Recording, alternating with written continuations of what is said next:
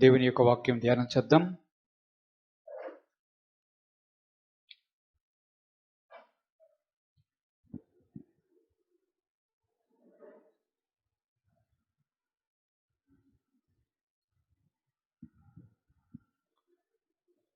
Mark సువార్త 14వ అధ్యాయం 32 నుంచి 36 వచనాలు చదువుకుందాం. వారు గెత్సెమనే అనబడిన చోటునకు వచ్చినప్పుడు ఆయన, నేను ప్రార్థన చేసి వచ్చు వరకు మీరిక్కడ కూర్చుండడని తన శిష్యులతో చెప్పి, పేతురును, యాకోబును, యోహానును వెంటబెట్టుకొని పోయి మిగిలిన విభ్రాంతి నొందుటకును చింతాక్రాంతుడగుటకును ఆరంభించెను. అప్పుడు ఆయన, నా ప్రాణము మరణమగ్గునంతగా దుఃఖంలో మునిగి ఉన్నది, మీరిక్కడ ఉండి మెలకుగా నుండుడని వారితో చెప్పి కొంత దూరము సాగిపోయి నేల మీద పడి, సాధ్యమైతే ఆ గడియ తన యొద్ద నుండి తొలగింపవలెనని ప్రార్థించుచు, నాయనా తండ్రి, నీకు సమస్తమును సాధ్యము, ఈ గిన్నె నా యొద్ద నుండి తొలగించుము, అయినను నా ఇష్ట ప్రకారం కాదు, నీ చిత్త ప్రకారమే కానిమ్ము అనెను. ప్రార్థన చేద్దాం. మహోన్నతుడైన ప్రభువా, మీ పాదాలు కొందనాలు. వాక్యమైన దేవా, మీరు మాతో మాట్లాడండి, నన్ను మరుగుపరచండి, మీరు మహిమ పొందమని యేసుక్రీస్తు పరిశుద్ధ నామమున అడిగి వేడుకొనుచున్నాము తండ్రి. హల్లెలూయా. మార్కు సువార్త 14వ అధ్యాయం 32 నుంచి 36 వచనాలలో యేసు ప్రభువారు గెత్సెమనే తోటలో ఉన్నారు. ఆ సంభవాన్ని మనం ఇక్కడ చదువుకున్నాం.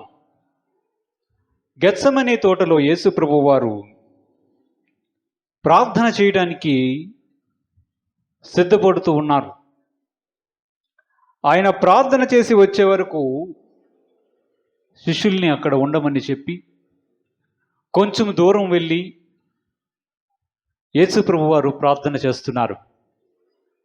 ఎలాగూ ప్రార్థన చేస్తున్నారంటే, నా తండ్రి, నీకు సమస్తము సాధ్యం, నీకు అసాధ్యమైనది ఏమీ లేదు. నేను ఒక మనవి చేస్తున్నాను, ఒకవేళ నీకు సాధ్యమైతే, మీ చిత్తమైతే ఈ గిన్నె నా యొద్ద నుంచి తొలగించుము, అయినను నా ఇష్ట ప్రకారము కాదు, నీ చిత్త ప్రకారమే దీన్ని చెయ్యు అని ప్రార్థించాడు. యేసు ప్రభు వారు చేసినటువంటి ప్రార్థనలో, తండ్రి, నీ చిత్తమైతే ఈ గిన్నె నా యొద్ద నుంచి తొలగించుము. ఏంటి గిన్నె? గిన్నె ఏమిటి? ఆయన పొందబోతున్నటువంటి శ్రమకి గుర్తుగా ఉంది. ఆయన సిలువ మీదకి వెళ్ళవలసి ఉంది. ఆ సమయంలో ఆయన ప్రార్థన చేస్తున్నాడు, తండ్రి, దయచేసి ఒకవేళ నీ చిత్తమైతే ఈ గిన్నె, ఈ శ్రమ నా యొద్ద నుంచి తొలగించు అని ప్రార్థన చేశాడు. యేసు ప్రభు వారి యొక్క ప్రార్థనలో మనకేం కనిపిస్తుంది? ఏం కనిపిస్తుంది? ఆయన సిలువ మీదకి వెళ్ళడానికి అయిష్టతను చూపిస్తున్నాడా? అయిష్టతను చూపిస్తున్నాడా? భయపడుతున్నాడా?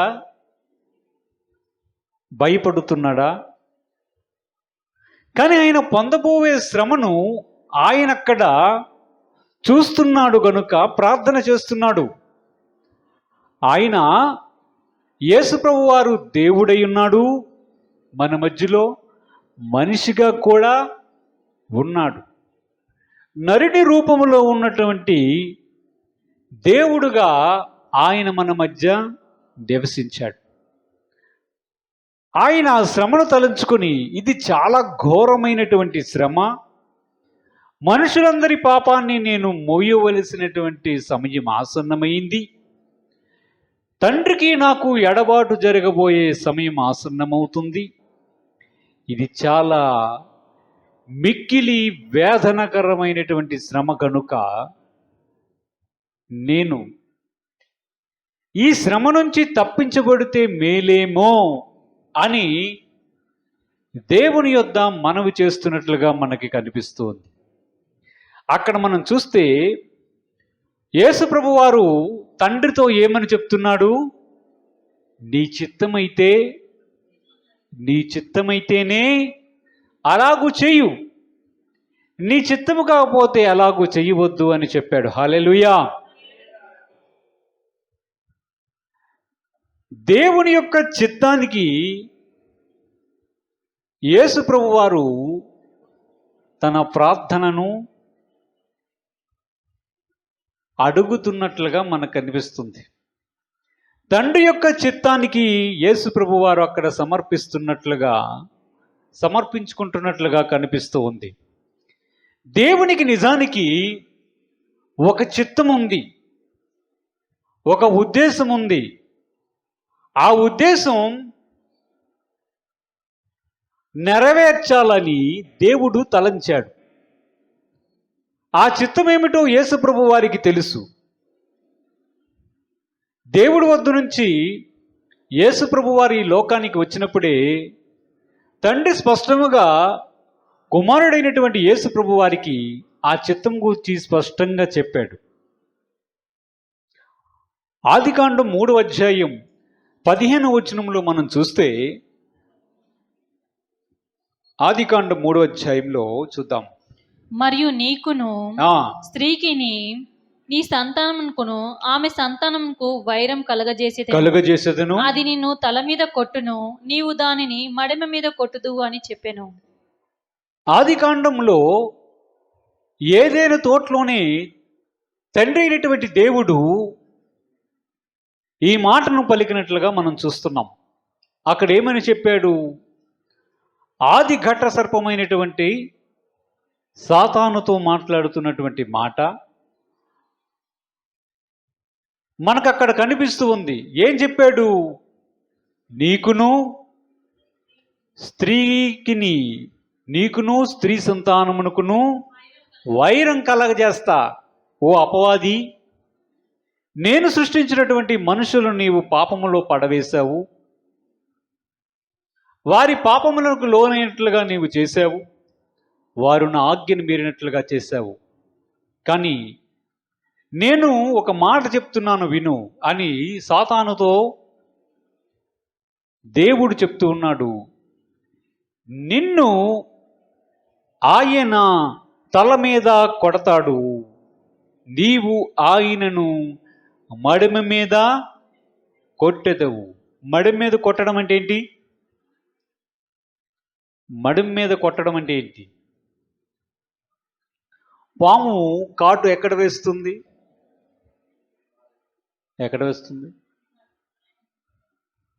అంటే పాపమునకు శిక్ష యేసు ప్రభు వారిలో వేస్తాను. యేసు ప్రభు వారు అపవాది యొక్క తలను చెదగగొడతాడు. విజయం అనేది ఒకటి రాబోతుంది.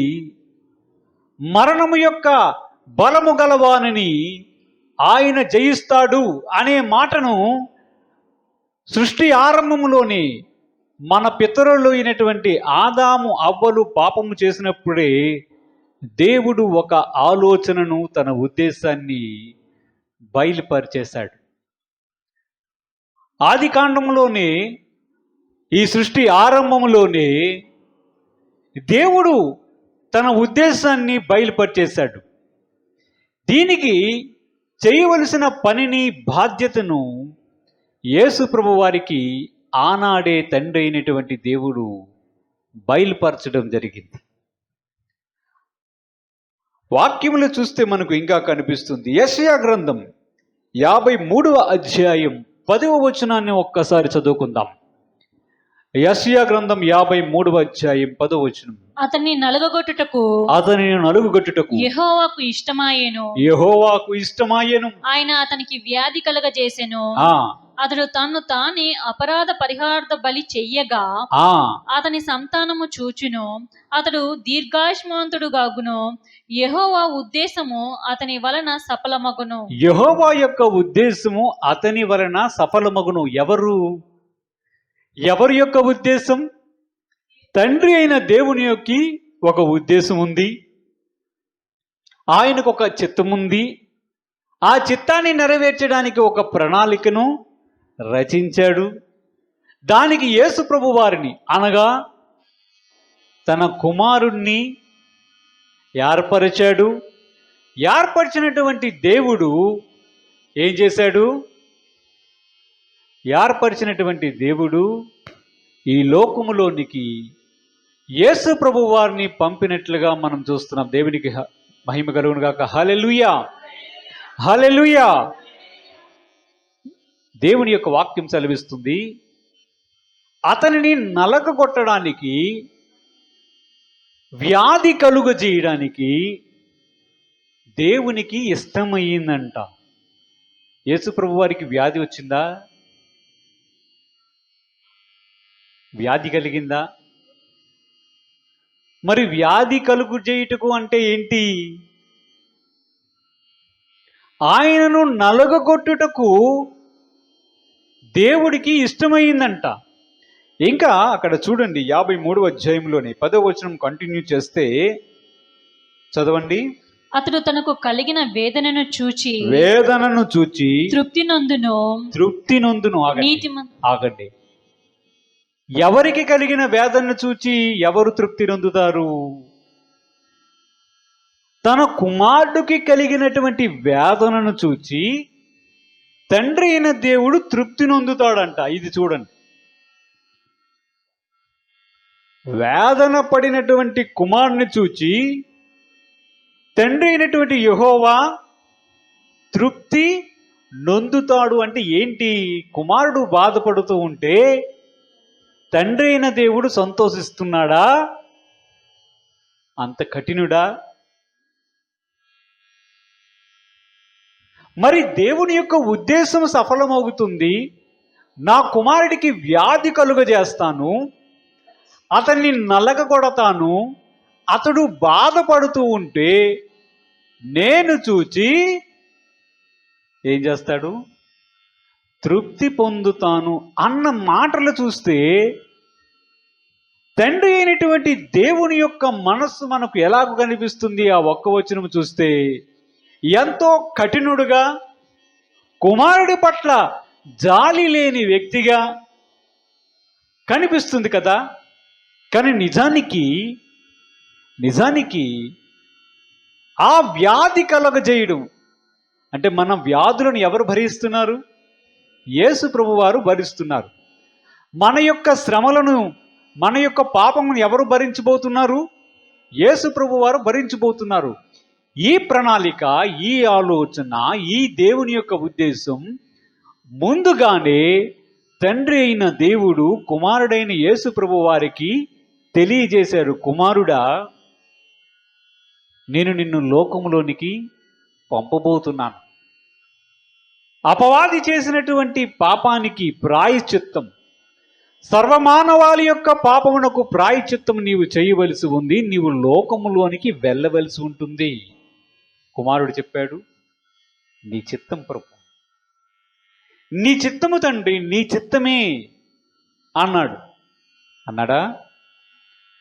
భూమి మీదకి రావడానికి నీవు వెళ్ళవలసి ఉంటుంది. నీ చిత్తము తండ్రి. అపవాది నిన్ను మడుమ మీద కొడతాడు, నీవు మరణించవలసినటువంటి సందర్భం వస్తుంది. సిద్ధమేనా? సిద్ధమే తండ్రి. నీకు వ్యాధి కలగజేస్తా, నీవు బాధపడే పరిస్థితి వస్తుంది. సిద్ధమేనా? సిద్ధమే తండ్రి. నీవు నలిగిపోతావు. సిద్ధమేనా? సిద్ధమే తండ్రి. నిన్ను మరణముకి అప్పగించాల్సినటువంటి పరిస్థితి ఏర్పడుతుంది. సిద్ధమేనా? సిద్ధమే తండ్రి. కానీ నేను నిన్ను దీర్ఘాయుష్మంతుడిగా చేస్తాను. సిద్ధమేనా? సిద్ధమే తండ్రి. ఈ ఆలోచనలన్నీ కూడా యేసు ప్రభు వారికి తండ్రి అయిన దేవునికి మధ్య జరిగినటువంటి ఆలోచన, దేవుని యొక్క ఉద్దేశం వారి మధ్య స్పష్టంగా ఉంది. ఈ మాటలు బట్టే మనం ఇప్పుడు చూసారా మార్కు సువార్త 14వ అధ్యాయంలో ఆయన చేసినటువంటి ప్రార్థన చూస్తే ఆయన ఏం చెప్తున్నాడు? చదవండి. మార్కు సువార్త 14వ అధ్యాయంలో 32. ఆ, వారు గెత్సమనే అనబడిన చోటుకు వచ్చినప్పుడు ఆయన చూడండి 33 వచనం చూడండి. పేతురును పేతురును యాకోబును, యోహానును ఆ, వెంట పెట్టుకొని పోయి మిగిలిన విభ్రాంతి నొందుటకు చింతాక్రాంతుడగుటకును ఆరంభించెను. అప్పుడు అప్పుడు ఆయన ఆయన, నా ప్రాణము మరణమగునంతగా దుఃఖంలో మునిగి ఉన్నది, మీరిక్కడ ఉండి చాలు. మెలకుగా. మరణమగునంతు దుఃఖంలోనికి యేసు ప్రభు వారు గెత్సెమనే తోటలోనికి వెళ్ళిపోయారు. ఎంత దుఃఖం!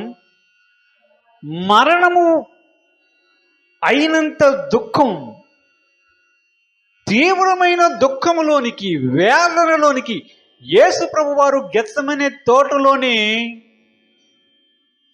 అనుభవం పొందినట్లుగా మనకి కనిపిస్తుంది. ఆ వేదనతో ఆయన ప్రార్థన చేశాడు.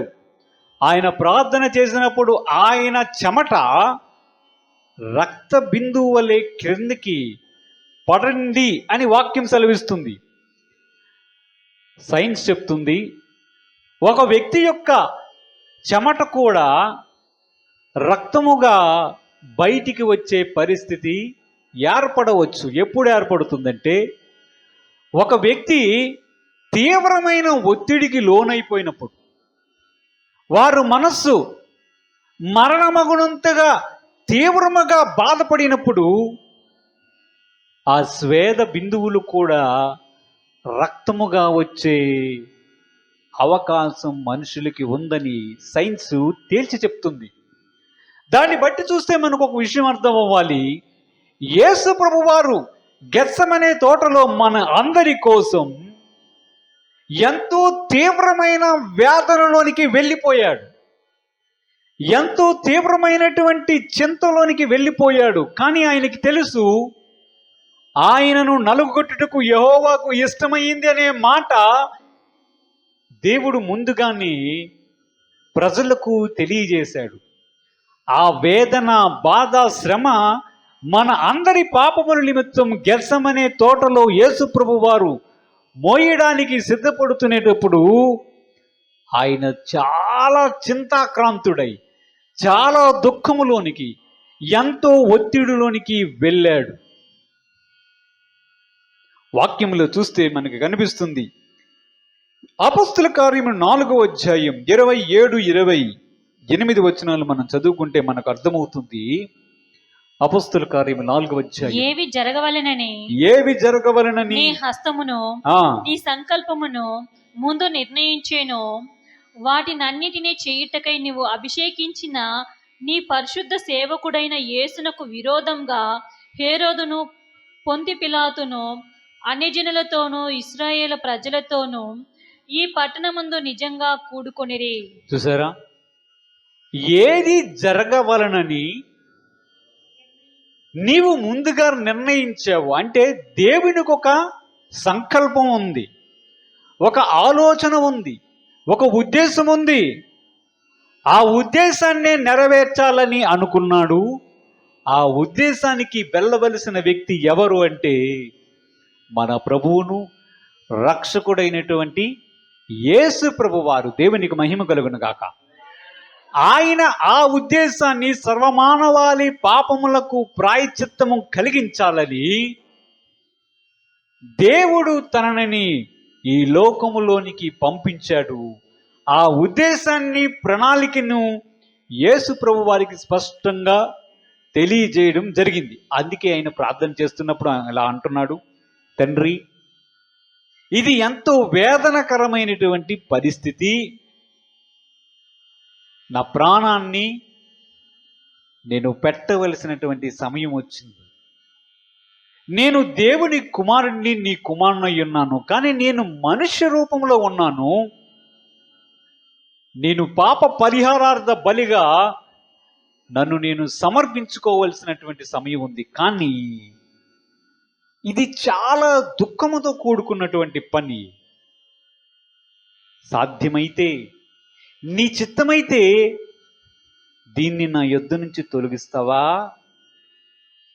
కానీ నా ఇష్టము కాదు, నీ చిత్తమే జరగనిమ్ము అని ప్రార్థన చేశాడు. ఏంటి దేవుని యొక్క చిత్తం ఇక్కడ? ఏదైతే ముందుగా నిర్ణయించాడో, అందరి పాపముల నిమిత్తం ఏదైతే దేవుడు చేయాలని తలంచాడో అది కుమారుడైన యేసు ప్రభు వారికి చెప్పే ఈ లోకంలోనికి పంపినట్లుగా యేసు ప్రభు వారి యొక్క ప్రార్థనలో, ఆయన చేసిన ప్రార్థనలో దైవ చిత్తం గురించి అడుగుతునేటప్పుడు మనకి అర్థమవుతుంది. అవునా? ఆయన పంపినప్పుడు ఏం చేశాడు యేసు ప్రభు వారికి? యోహాను సువార్త 10వ అధ్యాయం 17 నుంచి 18 వచనాలు మనం చదువుకుంటే ఆయన ఏం చేశాడో చూద్దాం. నేను దాన్ని మరలా తీసుకొనున్నట్లు నా ప్రాణం పెట్టుచున్నాను. ఇందువలనే నా తండ్రి నన్ను ప్రేమించుచున్నాడు. ఎవడును నా ప్రాణం తీసుకొనడు. నా అంతటా నేనే దాన్ని పెట్టుచున్నాను. దాన్ని పెట్టుటకు నాకు అధికారం కలదు. దాన్ని తిరిగి తీసుకొనుటకు నాకు అధికారం కలదు. నా తండ్రి వలన ఈ ఆజ్ఞ పొందితిన నేను. చూడండి, యేసు ప్రభు వారు భూమి మీద ఉండేటప్పుడు ఆయన చెప్తున్నాడు, నా తండ్రి నన్ను పంపించాడు. అయితే ఒక మాట, నా తండ్రి నాకు కొన్ని అధికారాలను ఇచ్చాడు. ఈ లోకంలో నేను మనిషి రూపేణ ఉన్న దేవునిగా ఉన్నప్పటికీ తండ్రి అయిన దేవుడు కొన్ని అధికారాలు నాకు అనుగ్రహించాడు అనే మాటను ఆయన చెప్పాడు. యేసు ప్రభువారు మనిషిగా ఈ లోకంలోను జీవించినప్పటికీ ఆయనకి కొన్ని అధికారాల్ని తండ్రి అయిన దేవుడు అనుగ్రహించాడు. దానిలో కొన్ని అధికారాలు ఏంటో తెలుసా? మనుషుల పాపములను క్షమించే అధికారం ఆయనకి ఇచ్చాడు. ఎవరికి ఉంటుంది అధికారం? మనుషుల పాపములను క్షమించే అధికారం ఎవరికి ఉంది? దేవునికే ఉంటుంది. ఎందుకంటే దాని నిమిత్తము ప్రాయశ్చిత్తము ఆయన చేయబోతున్నాడు. దానికి అధికారము ఆయన పొంది ఉన్నాడు. అంతేనా? అంతేకాకుండా ఆయన చెప్తున్నాడు, ఏం చెప్తున్నాడు తెలుసా? నా ప్రాణం ఉందే, నా ప్రాణాన్ని అవసరమైతే పెట్టగలను, తిరిగి నేను తీసుకోగలను. ఈ అధికారాన్ని చూసారా? ఈ అధికారం ఏంటి? తనంతడు తానే తన ప్రాణాన్ని పెట్టేయగలడు, తిరిగి మరలా సంపాదించగలడు. ఈ అధికారం ఎవరికి ఉంటుంది? ఎవరికి ఉంటుంది? దేవునికి ఉంటుందా? మనుషులకు ఉంటుందా? కానీ ఈ అధికారం కలిగినటువంటి ఏకైక వ్యక్తి ఎవరైనా ఉన్నారంటే ఆయన మన ప్రభువును నజరేయుడు యేసుక్రీస్తు వారు. హల్లెలూయా! ఆయనకు ఆ అధికారం ఉంది. ఆ అధికారాన్ని ఇచ్చే ఈ లోకంలోనికి పంపించాడు. ఆయనకి ఆ అధికారాన్ని ఇచ్చే యేసు ప్రభు వారిని ఈ లోకంలోనికి పంపించినట్లుగా మనం చూస్తున్నాం. అందువలన యేసు ప్రభు వారికి అధికారం ఉన్నప్పటికీ మరి గెత్సెమనే తోటలో ఆయన ఎందుకు అలాగూ ప్రార్థన చేయాలి? నా ప్రాణాన్ని పెట్టడానికి నాకు అధికారం ఉంది, నా ప్రాణాన్ని తిరిగి పొందడానికి కూడా నాకు అధికారం ఉందన్నటువంటి యేసు ప్రభు వారు గెత్సెమనే తోటలో మరి ఎందుకు ప్రార్థన చెయ్యాలి? ఏమని ప్రార్థన చెయ్యాలి? ఎందుకు ప్రార్థన చేశాడు? తండ్రి, సాధ్యమైతే ఈ గిన్నెను నా ఎదురు నుంచి తొలగించని ఎందుకు ప్రార్థన చెయ్యాలి? అంతేనా? అంతేనా? పోనీ మీకు అధికారం ఇచ్చారనుకుందాం దేవుడు.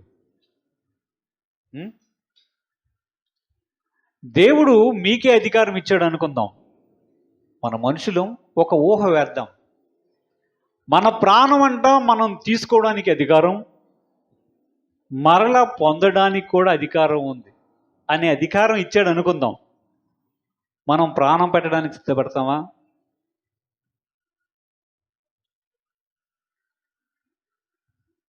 ప్రాణం పెట్టడానికి సిద్ధపడతామా? ఎందుకు పెట్టం? మరలా వస్తుంది కదా, పెడతామా? ఎందుకు పెట్టం? తర్వాత వస్తుంది కదా డౌటా? ఆయన మరణమగుడంత వేదనలోనికి ఎందుకు వెళ్ళాడంటే సర్వమానవాళి పాపములు ఆయన మీదకి రావాల్సి ఉంటుంది. తండ్రికి ఆయనకి మధ్య ఎడబాటు జరిగే సందర్భం రాబోతుంది. మనుష్య రూపములో ఉన్నాడు. ఇవన్నీ కలగలిపి ఆయన తీవ్రమైనటువంటి వేదనలోనికి వెళ్ళి ప్రార్థన చేసినట్లుగా మనకు అనిపిస్తుంది. అందుకు అక్కడ వేదన పడినట్లుగా మనకు అర్థం చేసుకోవాలి. ఆయన ప్రాణాన్ని ఎవడూ తీసుకోలేడు. మనకి వాక్యం ఎలా సెలవిస్తుంది? యూదులు చంపారని, ఇస్కరియోతు యూదా అప్పగించాడని, అన్యాయపు తీర్పు పొందాడని అనిపిస్తుంది, అవునా? కానీ మనము యెషయా గ్రంథములు చదువుకున్నప్పుడు ఎలా కనిపిస్తుంది? తనంతట తానే పాప పరిహారార్థ బలిగా, సర్వమానవాళి పాప పరిహారార్థ బలిగా తనంతట తానే సమర్పించుకోవడానికి సిద్ధపడ్డాడు, అవునా? ఇందులో ఇస్కరియోతు యూదా చేసింది ఏముంది? ఇందులో పొంతి పిలాతు చేసినదేముంది? ఆయన అలాంటప్పుడు ఇస్కరియోతు యూదా గురించి, నన్ను ఎవడైతే నీ చేతికి అప్పగించాడో పిలాతు, వాడికి మరింత ఎక్కువ పాపం ఉందని ఆయన అనడంలో అర్థమే ఉంది. ఈ క్యారెక్టర్లన్నీ ఉంటాయా? ఉండవా? ఎవరికి తగినటువంటి పనికి వారికి ఖచ్చితంగా దాని యొక్క ప్రతిఫలం అనుభవించవలసి వస్తుంది. ఆ క్యారెక్టర్లోనికి మనం వెళ్ళకూడదు. అయితే ఇక్కడ యేసు ప్రభువారు తానెంతట తానే చెప్తున్నాడు, నన్ను ఎవడూ కూడా చంపలేడు,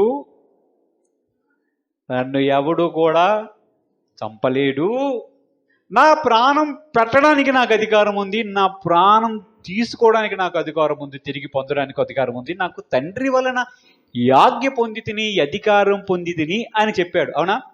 ఆయన చూడండి ఇంకొక దగ్గర కూడా చెప్తాడు. మత్తయి సువార్త 28వ అధ్యాయంలో 18వ వచనాన్ని ఒక్కసారి చదువుకుందాం. అయితే యేసు వారి యొద్దకు వచ్చి పరలోకమందును భూమి మీదను నాకు సర్వాధికారం ఇయ్యబడి ఉన్నది. యేసు ప్రభు వారి యొక్క మాటలు చూడండి. ఏం చెప్పాడు? పరలోకమందును భూమి మీద నాకు సర్వాధికారం ఇయ్యబడి ఉంది. మొత్తం అధికారం అంతా ఎవరి చేతిలో ఉంది? యేసుక్రీస్తు వారి చేతిలో ఉంది.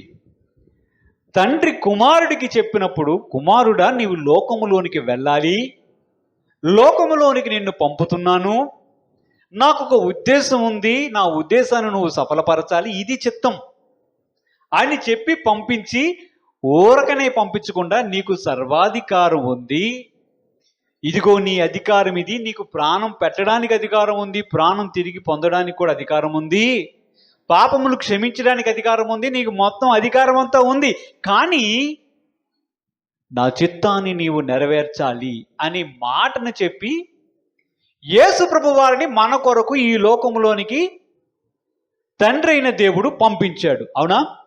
ఇప్పుడు చూద్దాము అసలు ఎందుకు పంపించాడు. యోహాను సువార్త 3వ అధ్యాయం 16 నుంచి 17 వచనాలు మనం చదువుతాం. యోహాను సువార్త 3. దేవుడు లోకమును ఎంతో ప్రేమించెను కాగా ఆయన తన అద్వితీయ కుమారునిగా పుట్టిన వానియందు విశ్వాసముంచు ప్రతివాడును నశింపక నిత్య జీవము పొందునట్లు ఆయనను అనుగ్రహించెను. యేసు ప్రభువారిని దేవుడు లోకము తన కుమారుని ద్వారా రక్షణ పొందుటకే గాని లోకమునకు తీర్పు తీర్చుటకు దేవుడు ఆయనను లోకంలోనికి పంపలేదు. ఇది చూడండి, ఇది ప్రణాళిక, ఇది ఉద్దేశం. ఆయన ఏం చెప్తున్నాడు? ఎందుకు పంపాడో తండ్రికి చెప్పాడు, ఎందుకు పంపాడు మనకిప్పుడు చెప్తున్నాడు, మనుషులకు చెప్తున్నాడు. లోకమును ఎంతగానో దేవుడు ప్రేమించాడు. యేసు ప్రభు వారి యొక్క నామమందు విశ్వాసం ఉంచిన వారు నశించకుండా నిత్యజీవం పొందేటట్లుగా ఆయన నామమందు మీరు నమ్మిక ఉంచితే చాలు, నిత్యజీవం మీకు వస్తుంది, నా కుమారుని పంపుతున్నానని మనకు చెప్తున్నాడు, అవునా? నాకు ఇప్పుడు సందేహం ఒకటి ఉంది.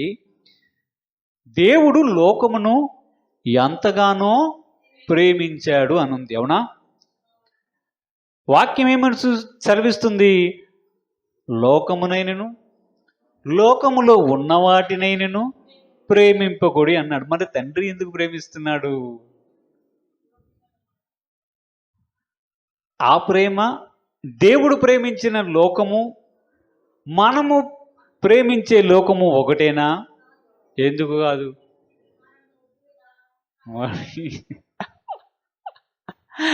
హల్లెలూయా.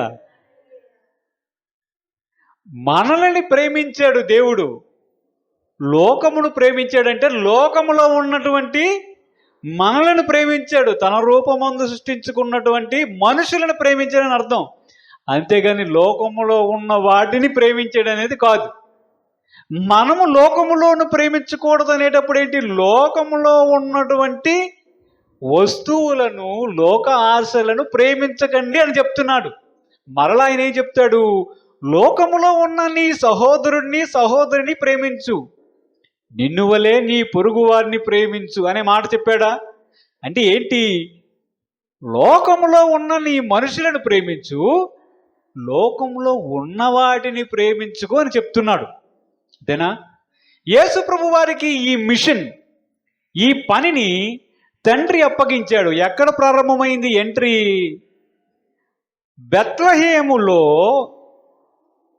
బెత్లహేములో పుట్టిన దగ్గర ఎంట్రీ ప్రారంభమైంది ఈ లోకంలోనికి. అవునా?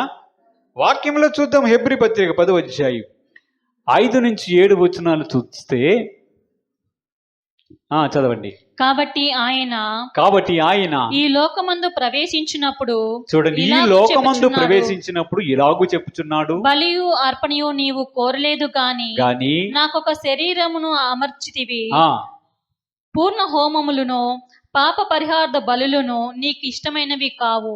అప్పుడు నేను గ్రంథపు చుట్టలోనున్న నన్ను గూర్చి వ్రాయబడిన ప్రకారము, దేవా నీ చిత్తము నెరవేర్చుటకు ఇదిగో నేను వచ్చి ఉన్నానంటిని. ఏమన్నాడు? ఎవరి గురించి చెప్తున్నాడు ఇది? గ్రంథపు చుట్టలో వ్రాయబడి ఉన్న ప్రకారం నేను ఈ లోకంలోనికి వచ్చాను. ఈ మాట ఎవరిది?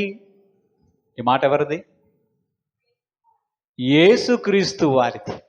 ఆయన ఏం చెప్తున్నాడు? లోకములోనికి వచ్చినప్పుడు నీవు నాకొక శరీరమును అమర్చితివి. ఏం శరీరం అది? ఏం శరీరం? మానవ శరీరాన్ని అమర్చారు. ఇప్పుడు దేవుడు ఆయనకి ఏం శరీరం ఉంటుంది? మానవ శరీరం ఉంటుందా? దేవుడి దగ్గర ఉండేటప్పుడు ఏ శరీరం ఉంది? ఆయన మహిమగా ఉన్నాడు.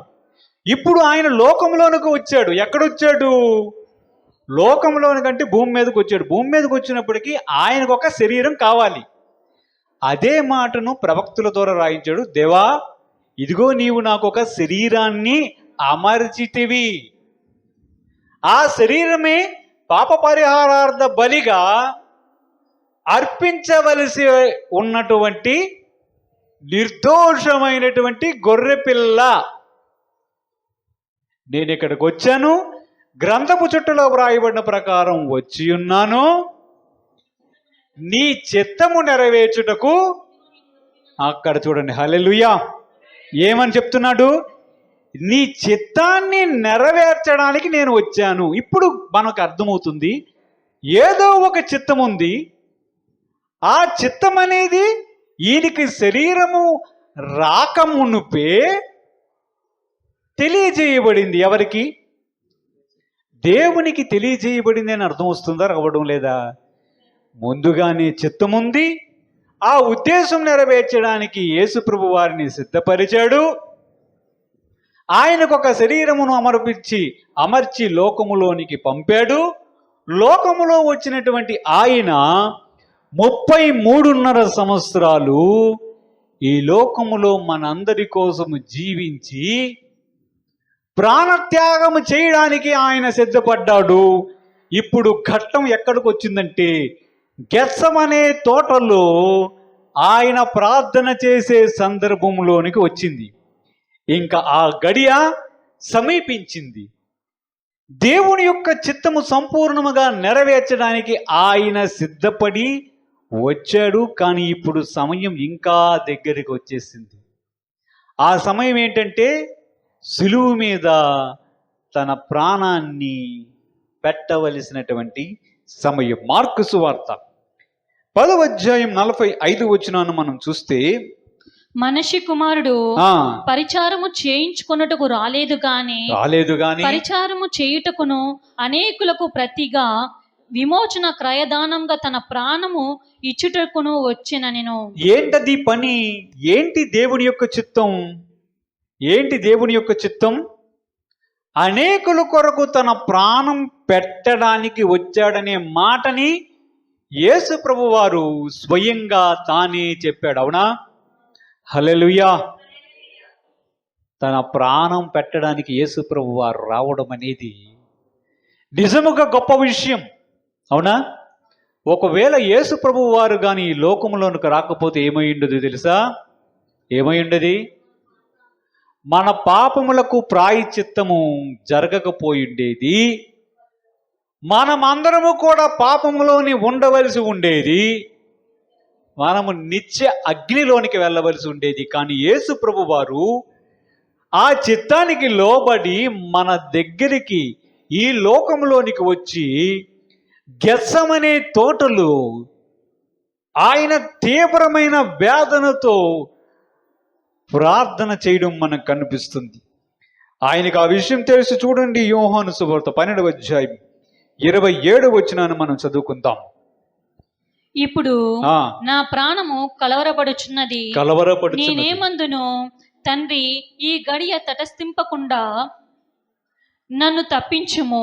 అయినను ఇందుకోసమే నేను ఈ గడియకు వచ్చి తిని తండ్రి నీ నామము మహిమపరచుమని చెప్పాను. చూడండి, ఆ గెత్సెమనే తోటలో ఆయన చేసిన ప్రార్థన మనకి ఇక్కడ కనిపిస్తుంది. ఆయన ఏమన్నాడంటే, ప్రభువా సాధ్యమైతే ఈ ఘట్టాన్ని, ఈ సిలువ మీదకి వెళ్ళే ప్రక్రియని తొలగించు. నేను చాలా వేదనలోనికి వెళ్తున్నాను.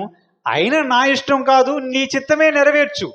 నీ చిత్తమేమిటో నీవు నాకు ఆల్రెడీ చెప్పే ఇక్కడికి పంపించావు. ఇందుకోసమే కదా ప్రభు నేను వచ్చాను అని దేవుని యొక్క చిత్తాన్ని యేసు ప్రభు వారు స్వయంగా తానే చెప్తున్నాడు. ఏంటా చిత్తం? తన ప్రాణం పెట్టడానికి ఇందుకోసమే కదా నేను వచ్చాను అనే మాటను యేసు ప్రభు వారు స్వయంగా చెప్పడం మనకు కనిపిస్తుంది. మనము గెత్సెమనే తోటలో యేసు ప్రభు వారి యొక్క ప్రార్థనను చూసాం. ఆ ప్రార్థన సంభవాన్ని మనం ధ్యానిస్తూ ఉన్నాం. యేసు ప్రభు వారికి తాను ఎందుకు వచ్చాడో, ఆయన ఎలాగూ వచ్చాడో సమస్తము తెలుసు. దేవుని యొక్క సంపూర్ణమైనటువంటి ఉద్దేశం దేవునికి మన ప్రభు అయినటువంటి రక్షణకి యేసు ప్రభు వారికి ముందే స్పష్టంగా తెలియజేయబడింది. కానీ ఆయన మనిషి రూపములో ఈ లోకములోనికి వచ్చి సర్వమానవాళి పాపములకు, అందులో మన పాపముల నిమిత్తము కూడా ఆయన కల్వరి సిలువలో మరణించడానికి సిద్ధపడ్డాడు. తన్ను తానే మన అందరి పాపముల నిమిత్తం పాప పరిహారార్థ బలిగా సమర్పించుకోవడానికి సిద్ధపడ్డాడు. గెత్సెమనే తోటలో తీవ్రమైనటువంటి వేదనలోనికి, దుఃఖములోనికి ఆయన వెళ్ళడం జరిగింది. ఇదంతా కూడా మనందరి పాపములకు విమోచన కలిగించడానికి. అట్టి దేవునికి మహిమ కలుగునుగాక. దేవుడు తన పరిశుద్ధ వాక్యం దీవించుగాక. ఆమేన్. ప్రార్థన చేద్దాం. మహోన్నతుడైన ప్రభువా, నీవు గెత్సెమనే తోటలు మా అందరి పాపముల నిమిత్తం ప్రభువా తండ్రి, నీ ప్రాణమును నీవు పెట్టుటకు సిద్ధమయ్యావు తండ్రి. మా కొరకు ప్రభువా తండ్రి చెమట రక్త బిందువుగా మారునంత వేదన పొందిన దేవా, మీ పాదములకు వందనాలు. ఏమిచ్చి ప్రభువా తండ్రి మీ రుణము తీర్చుకోగలం ప్రభువా. నీవైతే కేవలం నీ కృప చూపించి మా అందరికీ నీ ఉచితమైన రక్షణ భాగ్యాన్ని అనుగ్రహించే వందనాలు. నీ నామం ఎరిగినటువంటి ప్రజలుగా ఉన్నటువంటి మేము, యూదులము కానటువంటి మేము, మా కొరకు కూడా నీవు కల్వరి సిలువలో ప్రాణము పెట్టుటకు, నీ పరిశుద్ధమైన రక్తమును కాచుటకు సిద్ధపడ్డావు తండ్రి. మీ పాదములకు వందనాలు. ఇదిగో దేవతను నీవు చేసినటువంటి త్యాగమును, ఈ కల్వరి సిలువ త్యాగమును మేము ధ్యానించుచుండగా ఈ వాక్య సత్య సారాంశము మా హృదయం అనే పలక మీద మీరు రాసి మా జీవితాంతము నీవు చేసినటువంటి త్యాగమునకు ప్రభువా తండ్రి కృతజ్ఞులమై నిన్ను స్తుతిస్తూ, నిన్ను ఘనపరుస్తూ, మా రక్షణను చేయబూని ప్రభువా నిన్ను స్తుతిస్తూ, నిన్ను ఘనపరుస్తూ మేము ఈ లోకయాత్రను ముగించుకొని నిత్యమైన నీ రాజ్యములోను ప్రవేశించే కృపా భాగ్యం ఈ వాక్యం వింటున్నటువంటి మాకును అందరికీ నీ ప్రభాతని దయచేయమని మా ప్రభును రక్షకుడైన యేసుక్రీస్తు వారి అతి పరిశుద్ధ నామమును అడిగి వేడుకొనుచు ప్రార్థన చేస్తున్నాము తండ్రి. ఆమేన్. దేవుడు తన పరిశుద్ధ వాక్యం దీవించుగాక. ఆమేన్.